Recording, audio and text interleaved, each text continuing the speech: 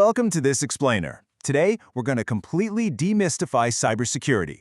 We're actually stepping away from all the usual jargon and complex code for a bit. Instead, we're going to view our digital environments through a completely different lens, specifically through the eyes of a master architect. So why do seemingly secure digital fortresses crumble, right?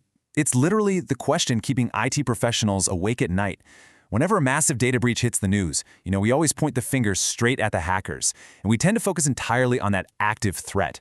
But today, we're shifting our focus. We're going to look at the passive, underlying structural loopholes that actually let those attackers get inside in the first place. Okay, let's map out our structural deconstruction for today. We'll be covering the digital blueprint, the anatomy of a loophole, the genesis of flaws, technology versus configuration, and finally we'll wrap up with the master architecture. All right, let's jump right into part one, the digital blueprint. We really need to start treating our digital ecosystems exactly like physical buildings. When you look at an IT environment, you aren't just looking at servers and cables. You're looking at a fully engineered structure. And just like any physical building, a digital infrastructure has hidden stress points. Think about a structural weakness sitting right down at the foundation. It's just sitting there quietly, completely passive, literally just waiting to be pressured. Moving on to part two, anatomy of a loophole. So, what exactly is a vulnerability in this context? Well, simply put, it's an inherent weakness, flaw, or loophole in a system.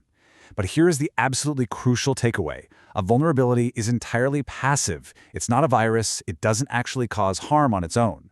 It's really just a structural precondition that makes an attack logically and mathematically possible in the first place. I love how looking at this physical to digital metaphor really locks the concept in. Imagine a deep, jagged crack in a heavy concrete wall. Now apply that exact same concept to a digital firewall. An exploit path only exists because that wall is already compromised, right? The attacker didn't actually break the wall themselves, they just found the gap that was already sitting right there. And that brings us to what I'd call a fundamental formula in cybersecurity. If we really want to understand the threat landscape, we have to remember this. The adversary provides the motive and the method, but the system itself, that provides the vulnerability. Without that crucial third piece of the puzzle, the attack literally cannot happen. Think of these elements interacting like the mechanical gears of a giant lock. The hacker's motive, whether that's financial gain, espionage, or whatever, acts as the main driving force.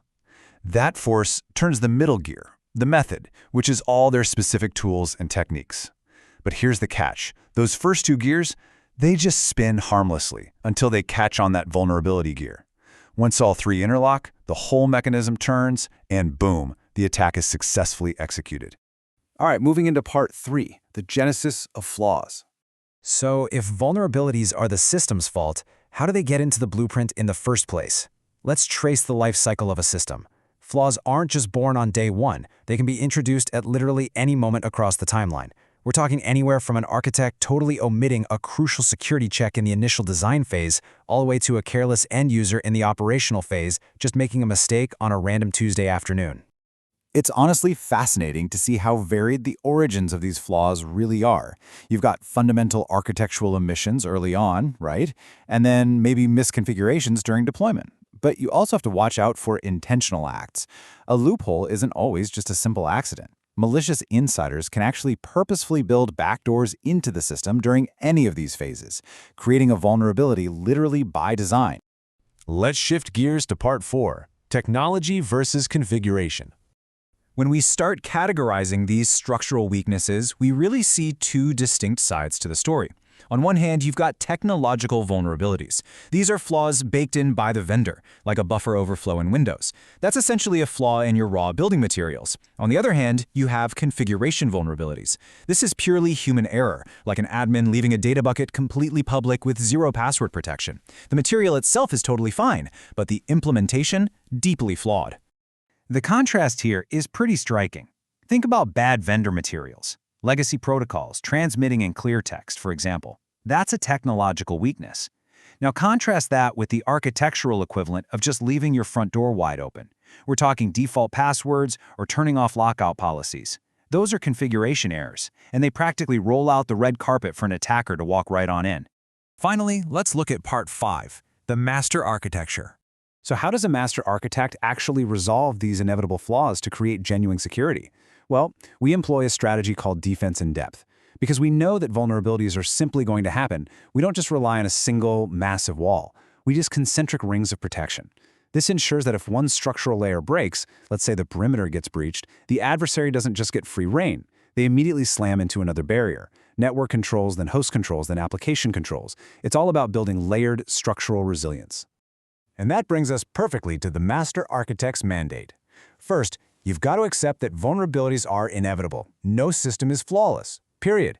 Second, realize that context is everything. Honestly, a simple misconfiguration is often way more dangerous than some highly complex zero-day coding flaw. And third, resilience absolutely must be layered. To achieve true secure architecture, you have to think like an attacker to identify those hidden flaws, but you must design like an engineer to build those layered barriers. Now, before we wrap things up today, I just want to drop in a quick but super important reminder. Exploring systems to find these flaws, what we call ethical hacking, requires explicit legal authorization, always. The knowledge we cover in this explainer is strictly a tool to empower your defensive engineering. Basically, we're invading the attacker's mind so we can stop them from invading our networks. So, I'm going to leave you with this final thought. Since vulnerabilities are truly inevitable, how will you adapt your structural blueprint to defend against tomorrow's completely unknown attack methods? The threat landscape is always shifting. So I challenge you to look at every digital system you touch, not as some magic black box, but as an ongoing architectural puzzle. How are you going to build resilience into your blueprint today? Thanks so much for joining me for this explainer. Keep learning and keep building securely.